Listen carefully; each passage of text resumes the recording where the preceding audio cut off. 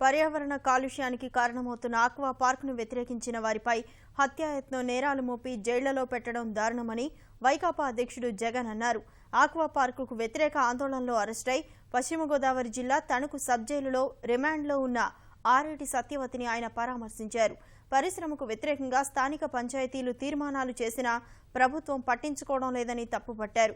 ప్రజల మనోభీష్టానికి అనుగుణంగా ఆక్వా పార్కును తరలించేలా చర్యలు చేపట్టాలని డిమాండ్ చేశారు.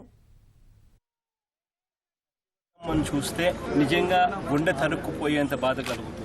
పెట్టిన సెక్షన్ ఏమిటంటే 307 అంటే అటెంప్ట్ టు మర్డర్. మా గ్రామానికి 100 మీటర్లు కూడా దూరం లేని పరిస్థితుల్లో ఫ్యాక్టరీ కడుతున్నారు.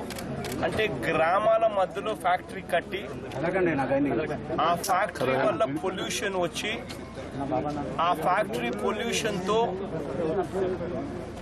పూర్తిగా కూడా ఆ వాసనలతో తట్టుకోలేని పరిస్థితుల్లో మేమంతా వెళ్ళిపోతాము, మా ఆరోగ్యాలు దెబ్బతింటాయి, అన్యాయమైన పరిస్థితికి మేము పోతాము అని చెప్పి వాళ్ళు ప్రొటెస్ట్ చేసిన నేరానికి వాళ్ళ మీద అటెంప్ట్ టు మర్డర్ కేసు.